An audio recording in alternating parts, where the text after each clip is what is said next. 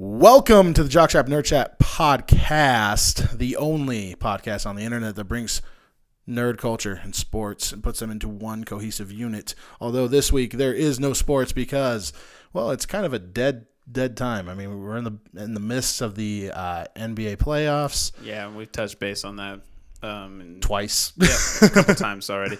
And we'll get more into that when we get to the finals. Not much is happening except for the Warriors sweeping the Spurs and Game 4 happening with the Celtics down 2-1. So it's happening.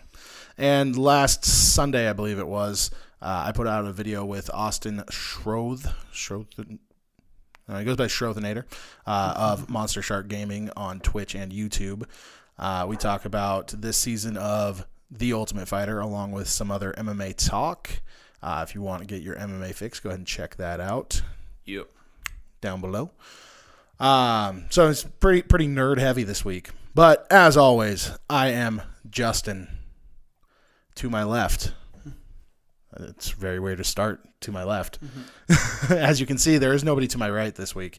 To my left, we have Joel. Joel, how you doing today? Pretty good since we fired Chris forever. Yeah, he is Dunzo. No, Dunzo. he's just a very busy man this week, so we're going to go ahead and soldier through without him. Thank God. I mean, we will survive. Miss you. This week, we got some movie news. Lots of movie news happening this week. Well, first of all, a little video game / movie news. They announced a while ago that an Uncharted movie was coming. And back in like 2009, I want to say. Yeah, and it's been something in the works for a very long time, which is great because Uncharted was an incredible game. Mostly highly praised for its story, though. Great story. Yeah, the story was amazing. So I'm glad they're making an adaptation. And in a really surprising move, they got Tom Holland and cast him as the lead character, Nathan Drake. So it sounds like they're going to be going for a young story, obviously, because Tom Holland looks like he's about 16. Yeah. Which is why he's playing a 16-year-old Spider-Man. Yeah, definitely. And the upcoming movies this summer. But I don't know. What do you think about it? I'm a big fan of this. I don't like rehashing things that have already been, like stories that have already been told, especially so recently. I mean, the first game came out, I want to say it was a launch title for the PS3. It was Drake's Fortune. So that was probably 2007, 2008. Yeah. Right around there. Would have been. It's a little too fresh to be doing a retelling of the same story. Now, what they're talking about is taking parts of some flashback scenes that happened in the third game and the fourth game, and kind of like building around that, which I'm totally okay with. Because it's not something like they're flashback sequences. They're not whole stories. Yeah. We're going to be able to get some really fun like adventures through this. I mean, let's not beat around the bush. It's basically young Indiana Jones, but I would say a lot more charismatic. Which is funny because they've announced Indiana Jones 5 as well. So not the Harrison Ford studio, may die. But yeah, no, I mean, I like it because same reasons, just that the fact that we've already seen Nathan Drake in certain points of his life in his like prime of his adulthood. So like he's in his 30s usually, right? Like late 20s, early 30s. Yeah, that's what I would say. I'm not exactly sure what his age So it's cool to is. see them like taking a great character that everyone loves, and instead of trying to adapt the kind of story that he went through. It's not going to be like a Tomb Raider, Angelina Jolie situation where they just kind of like threw the same kind of stories and tried to adapt that into film form. They're telling a whole new story from a whole new version of Drake before he was Drake. Really. And thank God they dropped Mark Wahlberg. Now, I have nothing against Mark Wahlberg. In fact, last night I watched Daddy's Home. Great movie. Like it's not a fantastic movie, but Mark Wahlberg is like Channing Tatum in the sense that they're both incredibly good-looking guys that keep getting dramatic roles that they don't do very well, but they're really good in comedy. Oh yeah. And, I mean, I'll take him in a Deepwater Horizon. It was a good movie. He did well in it. Like you don't throw him in Transformers. You don't throw him in Uncharted. I don't mind him in Transformers because that movie's ridiculous anyway. So yeah, you're right. He's not the worst part about the Transformers. You don't franchise. expect good acting in the Transformers movie, so I'm not expect. I don't really. It doesn't What are really you matter. talking about? He can do the action. He's a great actor. This is the best thing I got of Mark Wahlberg. No, it's horrible. Oh my god, that's horrible. Really bad. I'm gonna work on it. One day it'll be indistinguishable. Tout it. This movie has been in production hell for a while. It's gone through, I want to say, 4 different directors, 4 or 5 writers. I mean, who's to say that Tom Holland sticks? I mean, I hope that he does. I hope that this is the final that we see, because this is the DCEU. It's coming from Sean Levy, who is putting out a movie right now, and I can't think of what it is right now. Well, he's executive producer on Stranger Things for sure. Directed 4 episodes. He's got some Netflix credentials, but Night at the Museum 1 and 2. It looks like. Well, I mean, I thought that those movies were entertaining. They weren't exactly good movies.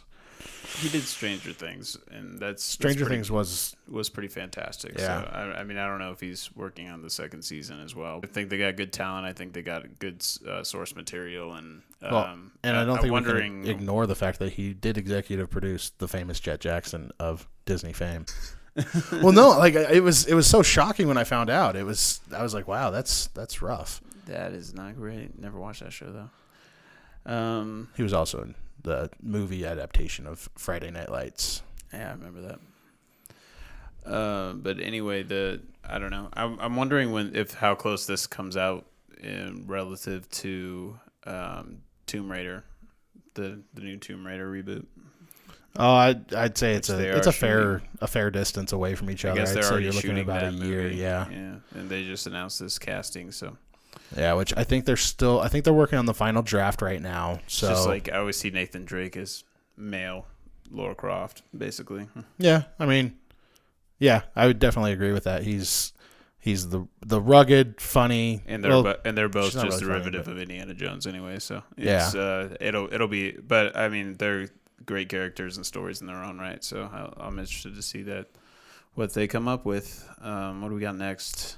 Next, we got the announcement of the Dark Universe. Yeah, Universal Studios, which I've heard of like whispers of this for a very long time, and even like talks that this was started with the Dracula Untold, which was that movie that came out like years ago. But I don't think it really. They abandoned that hardcore because that was supposed to be the I think that was supposed to be like it. the launch of the Dark Universe, but basically Universal Studios has announced their own Avengers style movie universe when it comes, or like the MCU, but for monsters, like the old monsters, like the Wolfman and the Mummy, and Frankenstein's monster, and Dr. Jekyll, Mr. Hyde, all those old school ones that Universal's had the rights to for a very, very long time, and we've seen in a million different iterations.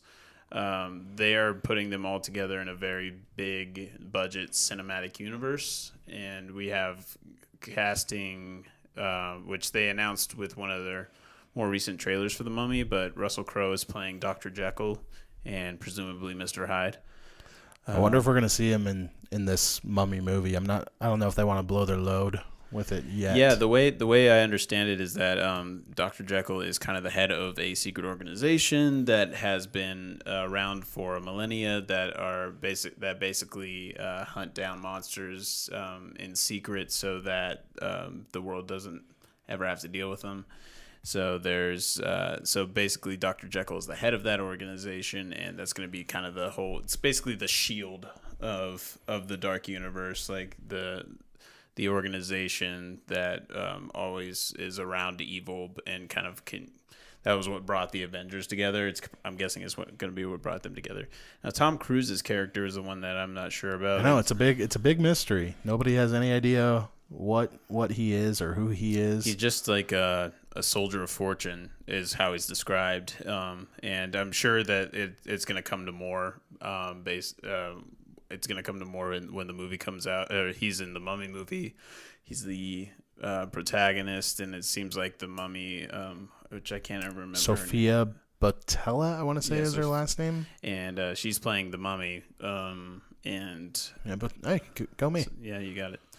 And he basically is facing off against her in that movie, is from what we can see in the trailers, but obviously she's a part of this extended universe. I don't know if that could be a one-off for this movie, or it could be extended and maybe he'll take over as the Mummy and somehow, I don't know. We'll see. But then we got Javier Bardem from No Country of Old Men, No Country for Old Men. More recently coming out in the Pirates of the Caribbean. What's this one called? 5. We'll just call it that. Yeah. Dead Men's Tell No Tales, I think, is what it's called. Sounds right. Sounds very piratey. Yeah, and he's playing Frankenstein's monster. I think it'd be great casting. And speaking of pirates, Johnny Depp has been announced as the Invisible Man. So talk about such a cush gig. Right. So we're going to pay you millions of dollars. You're probably going to have about one day that you have to do some actual recording, and then it's all voiceover.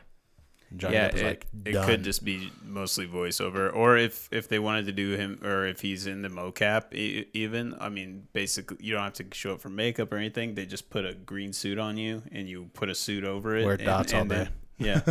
And they just it's all green screen, so they just take it away. Yeah. So you don't have to do shit except for show up and act. So, I mean, that'll be pretty cool. I don't know what to think about this. I mean, it's been talked about for a very long time. I'm sure at some point they'll bring Dracula into it. I doubt it'll be Luke Evans from Dracula. Yeah, they're going to be looking for somebody else to hold that. I mean, curveball. Who knows what happens to old Tom Cruise? Who's to say that he doesn't become a vampire of some sorts or something? I'm really interested to see how that goes, because I mean, in the trailer, it's already out there. So if you are abstaining from trailers, you may want to close your ears. But I mean, he dies. He apparently dies in the trailer. Yeah, that was like back. The first trailer. You see a plane go down and then him waking up in the morgue in a body bag. Body bag. So, I don't know. We'll see what actually happened to him. He could end up being the Dracula character. We don't have any. Yeah, we don't have any Van Helsing casting or Wolfman casting news right now, and Van Helsing, the Wolfman, and Dracula are like three of the big characters from this universe and from the old storybooks. So I'm sure they'll come into play at some point. But faux show. We'll see. I'm pretty excited about this. I don't know about you. Yeah, I'm excited to see what they do with cautiously optimistic. I just kind of want to see what happens. Like this isn't like the DC EU when it got started, where they have a million characters and a ton of source material from decades of comic books. They have some old stories and a lot of adaptations that have happened over the years, but yeah, we'll see where they go with it. Yeah, I mean, I was just at Universal Studios last week, and they're making a big push for this, and I really hope it does well for them, because if it does well for them, we're entertained. Yeah, I always hope for the best for these. That's why I'm still hanging on hope for the DCEU, even though a lot of people have gotten upset about the first few movies that have come out of there, and heard nothing but good things about Wonder Woman. It's looked great, and I'm hoping that it can go forward. Speaking of Wonder Woman, we had some pretty shocking, terrible news about Zach Snyder. He's stepping down, and right now Justice League is in post-production, and as you know, he directed that film, and so he was a big part of putting it together. I think the release date is November. So November 15th, something like that. Yeah, right around there. But anyway, they're in post-production right now, so putting together the actual story based on everything they've shot, and which is really where you can make. You really make the movie in the post-production. Yeah, It's just like what you guys see here is literally after 3 hours of my work. I edit out some of the dumb shit. I do a lot. And so to hear that he's stepping away, and especially for the reasons. Even the actors don't know exactly what's going to come out. They shoot a lot of stuff, and they even shoot different story plot or plot points that could end up working better or worse, and the director makes those final calls. And so Zack Snyder, going back to it, he is stepping down as director for the foreseeable future because of a tragedy. Unfortunately, his 20-year-old daughter committed suicide back in March, and they hadn't been public about it. From what I've read, he and his wife, who's also an executive producer on the film, have been basically they decided that maybe soldiering through and working was the best thing they could do, and keep your mind off of such a tragedy. But I think it became a little bit too much, and they decided that they needed to step away and take time with their family. So I applaud them for that decision, and I hope them all the best. But one piece of news out of that is that Joss Whedon, who was just about a month ago announced as the Batgirl director, is now going to be taking over post-production. And, Joss Whedon made the first 2 Avengers films, so he's got great credentials for a giant superhero team-up movie. Yeah. I just want to take a quick step back. I do want to say that our, as cheesy as it is, our hearts do go out to the Snyder family, of which they have 7 other kids. It's a big family, yeah. How do you make movies? I was thinking that myself. I was reading the article, and I was like, wow. And to anybody who is slinging hate towards this guy, fuck you. We hope the best for you and your family in the future, but just from our point of view, because we're just trying to talk about the news of it, we are. I mean, I'm excited to see Joss Whedon step in, and he's already been tied to this universe, obviously, through Batgirl. So it's great to see that he's going to take the reins for the final stretch, basically, where they put this movie together. And I think if anyone can put it together, he can. So. Yeah, I mean, like you said, he's got the credentials for it. He's an awesome director. It's got to be. I don't know if he was involved at all. He had to have been involved in some fashion, but I never heard any news of him actually being involved in Justice League in the DCU at all until they announced that he was directing Batgirl. But I'm sure once he went into talks, he did some set visits and things like that. Yeah, I'm sure but it's like something big happens to Zack Snyder and he has to step away. So for Joss Whedon to step up was pretty great. And yeah, I think it's good news for the movie because I think he can really bring it together, and I hope he does it in just some. I've already heard that there's like big reshoots, or not reshoots, but like kind of there were some reshoots, which is common, but there are also like just like I think there was kind of a struggle in like what they wanted to actually do with the story.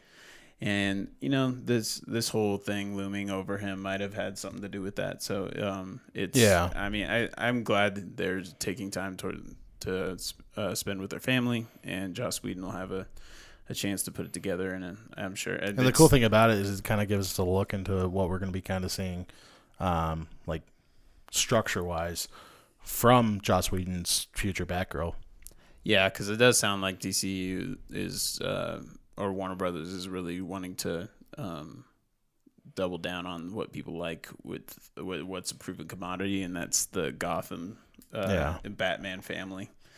And so I'm interested to see how his edit or his direction in the post production will actually come through, and if we'll see glimpses of like Avengers type cadence at least. Yeah. But yeah, which wouldn't be entirely a bad thing. Just a quick thing on Batgirl. I was perusing the internet as I do, and I saw Alicia Silverstone confirmed to come back as Batgirl, and I was like, no! And it was just a fucking troll. It was a troll YouTube video. It was by Screen Junkies. They're like, haha, we got you. I was like, fuck you, dislike. That was terrible. Yeah, no, don't do that. Let it die. Might as well put nipples back on the bat suit. They should bring the nipples back. No, they should not. Bat nipples. Because they even had they had wings, like wing nipples.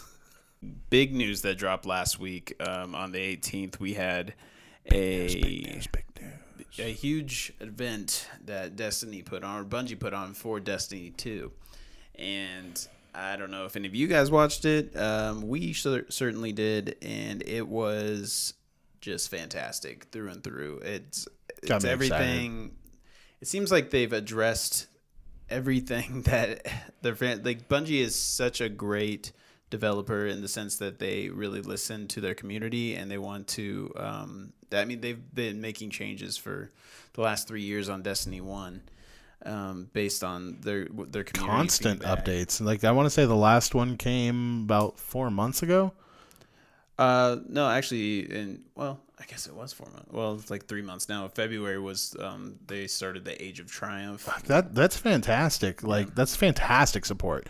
I mean, I spoke a little bit about this with Austin on Wednesday or Sunday when we were talking about like the UFC EA Sports video game. Is that they just dropped it, like not even a year after it had been out. They just dropped updates. They didn't update like the champions or anything like that. But what Bungie's able to do with, continuing that support and giving the gamers more is they're keeping an engaged audience. I mean, granted, people like me were a little intimidated to jump into the game again, but that's when Destiny 2 comes out, literally only, 6 to 10 months later. Yeah. And is like, here, everybody's starting at zero. I've been playing Destiny since it came out, and I kind of went through phases where I would play nonstop, and me and my friends would get together and run raids and do strikes and just basically chase loot all the time. And it was fantastic, but then there would be some stagnation where we had just kind of gotten fed up with going through the same stuff. But then new DLC comes out, and we go back into it. With this, though, like one of the biggest criticisms of Destiny in the first go around was that the story wasn't very good. It was like especially the main story that came out at launch. It was just not. It was hollow. Yeah, it was really hollow. I only played it for about a month and a half. I didn't care about any characters. I didn't care about anything really. I just kind of wanted to get through it so I could get to the in-game stuff. And I mean, just seeing the cinematic that they put together for that level they showed at looks fucking reveal. Gorgeous, and their substance. I mean, anything with Nathan Fillion, sign me up. Yeah, Nathan Fillion as Cade 6 is fantastic, but that goes for like one of the big things that they're doing too is they're having non-playable characters. At least they showed non-playable characters in this one level that were there for you to interact with and battle with, like guys like Zavala and Cade 6 and Ikora, that they've been like just these basically vendors that you could go to in the tower to talk about, or just to pick up quests and go out and then pick up loot from them. But there's so much lore in Destiny about how badass these people are as the leaders of the Vanguard, and to actually see them and be able to play with them. Like there was that part where Zavala throws down a bubble and protects everybody, and the cinematic itself was fantastic. But even like going into story, it looks so cool. Well, I mean, they're saying it's going to be very cinematic, which I'm all for. I mean, I play most games for the story, and I stay for things that keep me engaged. But the story is what initially is what grabs me. I'm really excited. Now, like I said before, I only played the first one for about a month, and I never went through the story when I first played it. Yeah. So I'm gonna have you do me a favor. What is light? Because in this game there is no light. Well, basically the basic backstory of Destiny is the Traveler, which is this giant orb that just showed up on Earth and helped advance our civilization for 100 years, where we could reach out within our own solar system, terraform Mars and Venus and places like that, so we could actually make them habitable planets. But this Traveler gave us light, and it created the Guardians.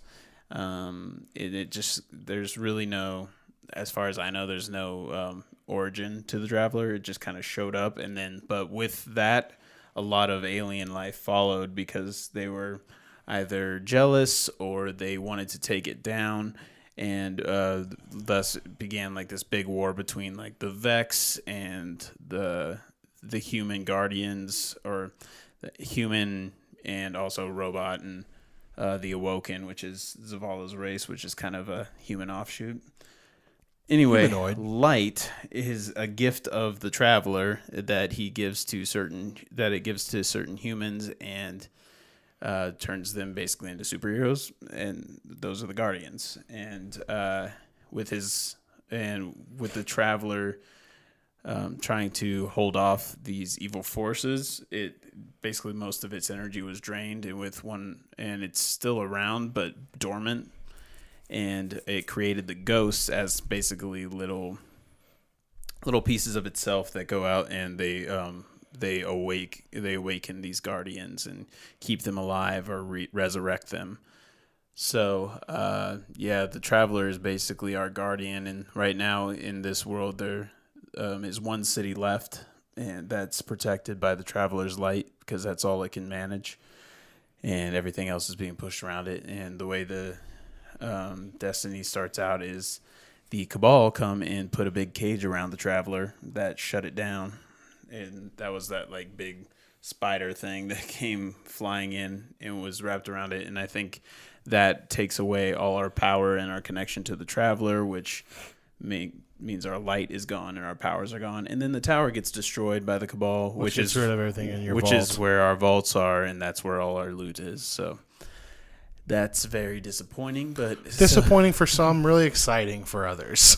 yeah, it's disappointing, but also very, very cool because it's kind of like an underdog story where they're going to start out with, we've gotten our asses kicked. Our home is destroyed. Our source of our powers has been tied down, and we're cut off from the light. And we have to go on a journey to get back our powers and to help others come back to the light and fight to have it back, because we have to. I think what's going to happen, from what I can understand, is that we're going to go off into find human settlements outside of the city, because the Cabal, in tying up the Traveler, have actually shut it down to where he's not protecting the city anymore. So we had to scatter to the woods, and we'll find other human settlements and go into the forested European dead zone. It's going to be weird playing without light or all the guns. You're just basically going to it's going to be like you're a Call of Duty player now. Just a normal human. But Duty humans. Yeah, it'll be very interesting, and it's cool. It's a cool way to like explain the whole everyone starting over at zero, And yeah. I'm actually very excited about it because they've changed a lot based on what I saw at the event. They changed the way the weapons work. They've added new abilities. They've added new supers. They've added the way the armor works is different. It's going to be a brand new game, and it'll still feel like Destiny. And it's going to be awesome. Yeah. It looks like we're getting 4 planets, at least for the initial release of the game. We're getting Earth.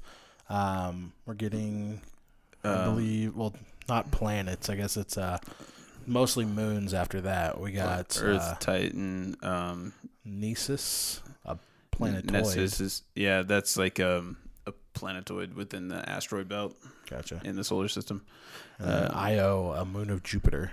They've already announced like the name of the first DLC, or at least what it has to do with, is Osiris, which is the Trials of Osiris is a PvP game type where you're just 3-on-3. If you die, you have to be resurrected by your teammates, and if everyone on your team dies, then the other team wins, and you go like best of 9, I think. And but there's like a whole backstory.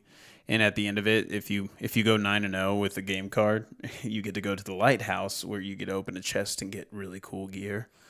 Nice. And that lighthouse is on Mercury, so it all has to. So I'm sure Mercury will be like a playable in the first DLC at least. Yeah. But I just love the way they support this, and it's been really cool to see like what they're coming out with and how they're changing this for the future, and trying to bring more people back to it or into it, and they're opening it up for everybody. Did you watch, or did you see the thing about the clan matching? Yes. That was a cool thing, because so when you raid or do any sort of like high game level stuff like raids or Trials of Osiris, there's no matchmaking. You can't just get randomly matched up with people. You have to actually find people to come play with you, and there's like a lot of websites you can do that off of now. Yeah. But they did this on purpose because they think things like that, like raids, should be experienced with people that are like-minded people that want to get together and do it together. That's kind of Bungie's hard line on the random matchmaking, because you never know what you're going to get from that.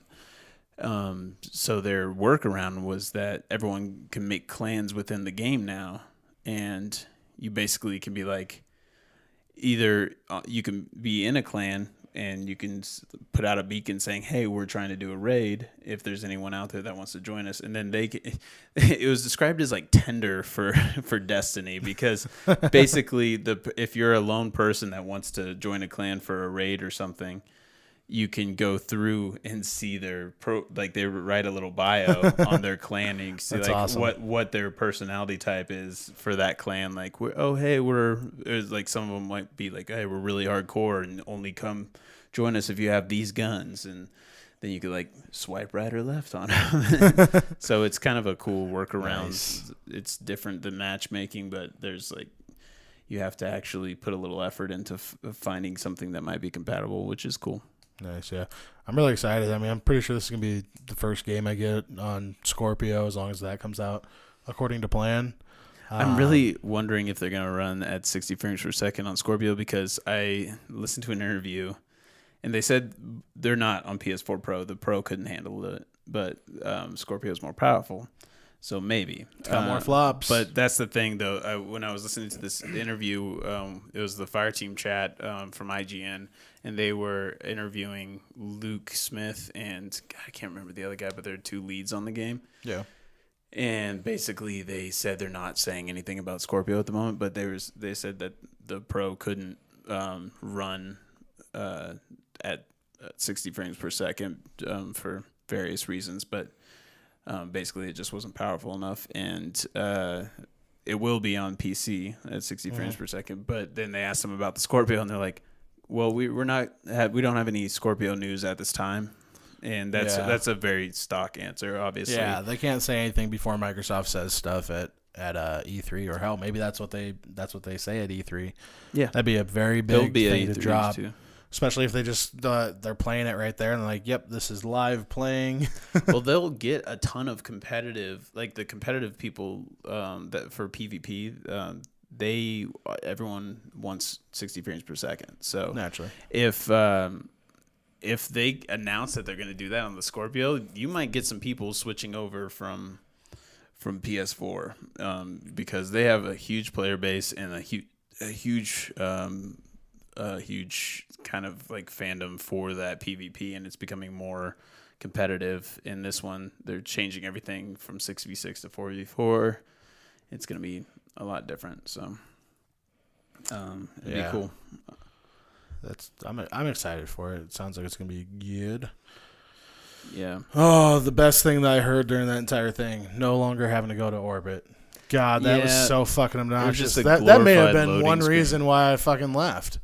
Just that fucking It really is, having to go to the tower and then to orbit and then to another social area to like pick something else up. It's like you could spend 20 minutes just hopping around before you even do anything. Yeah, that's one thing that they were talking about, is they were like, this is something where you can literally jump in for like 30 minutes. I wanted this or you so can bad. go ahead and hop in for a couple hours. And that's something that's important to me, because I don't get all the time in the world to throw into the games like I did back in the day. I've been lucky to be able to get some gaming in during my vacation this week, and I have to go back to the real world tomorrow, unfortunately. But, in that real world, it's very nice to be able to have games that you can jump in. I mean, like an Injustice, where I can jump in, do about 30 minutes, make some progress, cut it off, and go about my day. Yeah, for sure. And it's cool that they're doing it this way, and just so many different game modes. And I love the fact that they're not bogged down by.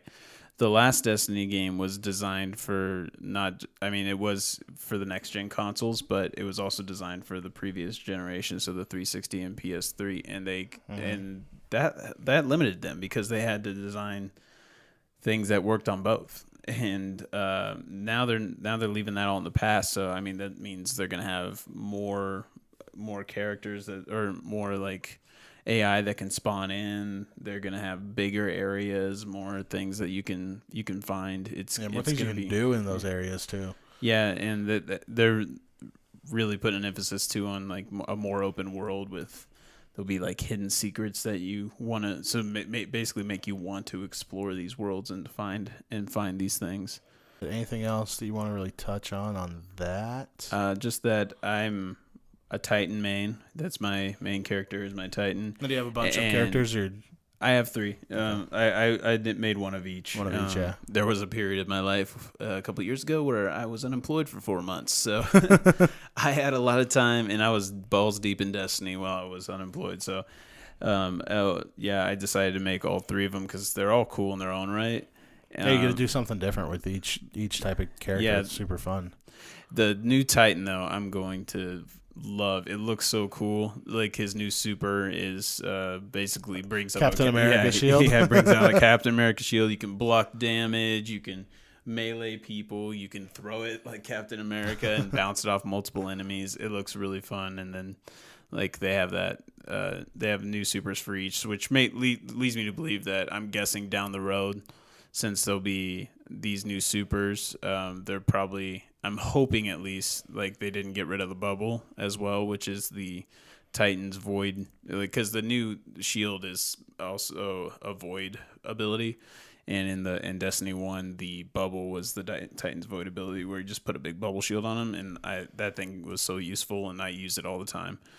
So I hope they don't get rid of it. I hope they're just adding these subclasses. Yeah, you get to do because they do have the other old subclasses with these, like the Hunter and the Titan. So I'm hoping that they're basically, with new DLC, is going to come new subclasses, which is going to be new super abilities, which is the funnest part of the game anyway. So new super abilities, new subclasses, new venues, kind of like the new venue that is coming to Fallout 5. Whoop, whoop, whoop. You mean Far Cry?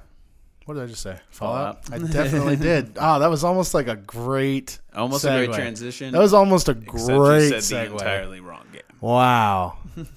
No Fallout 5, folks.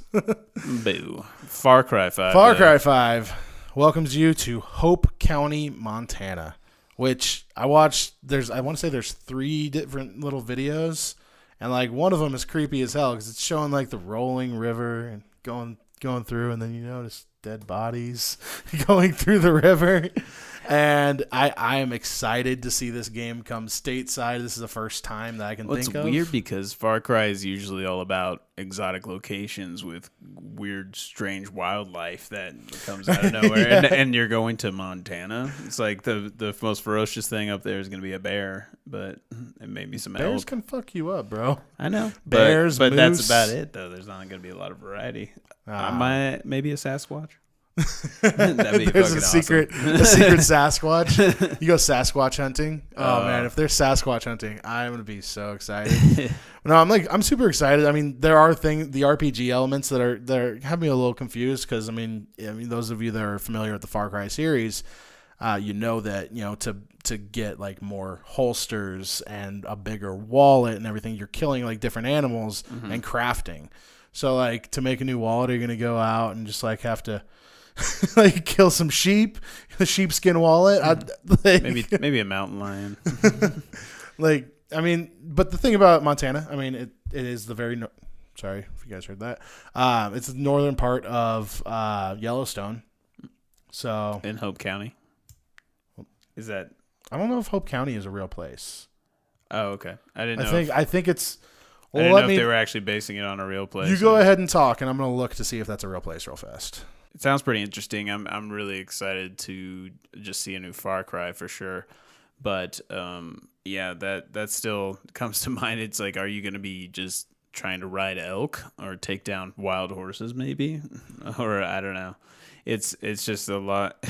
It's funny because I was listening to an interview on this where they were talking about like maybe they should just set it in a zoo and then you can have every animal. There you go. That'd be pretty cool. Nope, that's Redford, North Carolina. Yep, there's no. Yeah, okay. So no Hope County is fictional, but it's in Montana. Well, you got to think like if they made it like a real one, like in Bozeman, how many people are going to want to go to Bozeman after this? I mean, I don't know about you, but after I played Fallout 3, Haven't gone to a fuck. What do you call it? Tropical island. There we go. No. Yeah, It hasn't that's happened. kind of the nightmare scenarios, though. So Yeah. but no, it's a interesting choice. I'm really interested to see what they're going to show at E3 with this, because it'll be cool to see some kind of gameplay trailer. Yeah, because this and is see the trailer actually drops on Friday. Oh, it does. Yeah, this trailer drops on Friday. We'll probably have a little snippet about it next week, but yeah, that's dropping on Friday. Game comes out in September. I want to say September 11th. That'd be a bad date choice. So sometime in September. I'm excited for it. I love all the Far Cries. I never played Primal just because I can only like dedicate so much time to RPGs, and there's so many good ones that I just kind of skipped that one because I was still playing 4 when it came out. But I mean, I loved 3. I loved 4. Heard good things about Primal. I'm really excited about this, and really excited to be in like a Western modern day setting. It should be a lot of fun. Yeah, I'm excited for it too. Some other news we got this week, gaming wise, Red Dead Redemption was delayed to spring of 2018, which I don't really mind. I don't mind a delay. I mean, everybody knows how I feel about delays. I don't mind a delay. I mind when a developer sets an unrealistic expectation, like saying it was going to come out at the end of this year. As soon as that was announced, I knew that wasn't going to happen. I knew it. And so I didn't get my hopes up for this. You know, I would be surprised if it even stays in spring 2018. But I mean, they just released some new pictures of this game, and it looks that was phenomenal. That was kind of their consolation. Was like, hey, this game's gonna be delayed 6 months. But look at these pretty pictures. Look how pretty. And no, it'll. Have they said whether these pictures are actual gameplay? That looks like it could be a gameplay photo right there. I don't know, actually, if I don't think they actually said, but I don't know. They said it was screenshots of the game, and I'm very excited for this game in general. And I don't mind delays because it just means that they're reassessed where they are right now, and they don't want to get out a bad product. Well, I mean, it is the first game you gotta think that every other game developer out there is so excited about this, because this was going to drop in the fall, was the original plan, and so many other things are dropping in the fall, like Destiny 2 and Far Cry and Call of Duty. Yeah, like I talked about this with Carrick from ACG when I did his show, which actually never came out. It must have been an issue with that, but we were talking, and he was wondering if it was going to cause somebody to move because they're both Western themed. Even though Far Cry is current day, it's still going to kind of have that Western feel to it. Yeah. So I mean, it would have been. I mean, Red Dead Redemption 2 is gonna top like every game chart when it comes out. Oh, it's gonna be. It'll be phenomenal. out. And I mean, that's the thing. That's probably why they delayed it, because they're not gonna put out a game that's not gonna be the best game or one of the top 5 games of the year for sure. And Grand Theft Auto 5 was the same way. It's had gigantic following for a very, very long time, and now this is gonna be the next Grand Theft Auto in that sense. So and it's the first game built from the ground up on next gen, which has me excited. I love me. I'm sure it'll look. Gen. I'm guessing it's going to look gorgeous on Scorpio and a 4K TV, and I mean, it's basically Grand Theft Auto in the West. So what's not to like? It's Westworld. Let's do this. Let's do this. And I just got a 4K TV the other day, and there's certain games that upscale. Even though I don't have a Pro, it upscales certain games with HDR, and like GTA 5 is one of those games. Yeah. It looks so good. Really? It does something with like the contrast. Like I don't know how HDR works, high dynamic range, for those of you that don't know, but it makes things pop. It like gives blacker blacks. It gives a sense of distance that you don't normally see. I'm just so excited for when Scorpio comes out, because I've never been so excited to spend so much money, because I'm already like, I've said it before, but I've put away money for this, and that's why I'm kind of glad that I had to buy a new TV, because now I'm not dropping like 2,000 plus at once. Yeah, and now I get to spread it out. I'm hoping by the time it comes out, I'll have be able to find some good deal on. I mean, I'm not going balls to the wall and like getting like a $3,000 TV or something like that. Yeah. But I'll be buying something good, something with HDR and something that's 4K, and that's all I really care about. And games like this, I just cannot wait until like I was so excited. It's gonna be the next best thing to Westworld. It's gonna be the next best thing. Like you're basically gonna be in it in your living room. It's gonna be amazing. That's why I loved Westworld so much. It was a drama at its core, but it was basically a role playing game that you got to step into. It was fun. I just never finished it for whatever reason. That's stupid. There's just too many good things like all the time. Because I'm watching movies for this, I'm playing video games for this, and I'm watching TV shows. I'm getting caught up on like the DC shows finally.